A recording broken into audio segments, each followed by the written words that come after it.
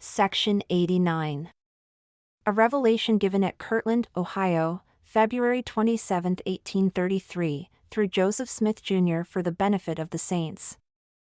A word of wisdom for the benefit of the saints in these last days, and also the saints in Zion, to be sent greeting, not by commandment or constraint, but by revelation and the word of wisdom, showing forth the order and will of God in the temporal salvation of all saints, given for a principle with promise, adapted to the capacity of the weak and the weakest of all saints who are or can be called saints.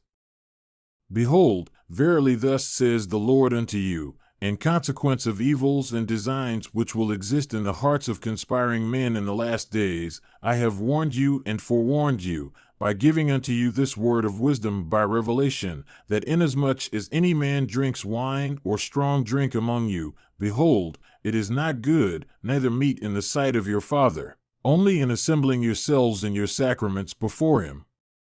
And behold, this should be wine of your own make. And again, hard liquor is not for the belly, but for the washing of your bodies.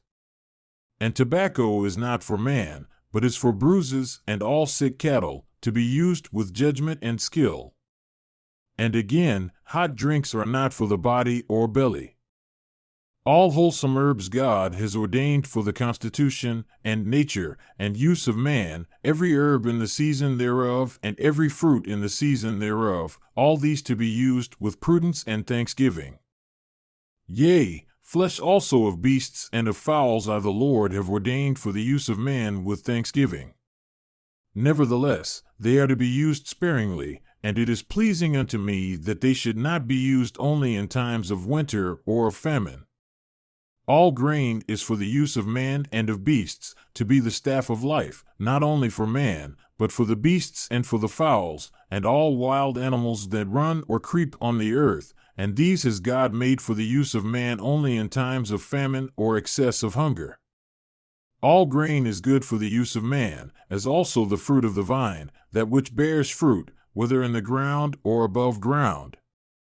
Nevertheless, wheat for man, and corn for the ox, and oats for the horse, rye for the fowls, and the swine, and for all beasts of the field, and barley for all useful animals, and for mild drinks, as also other grains.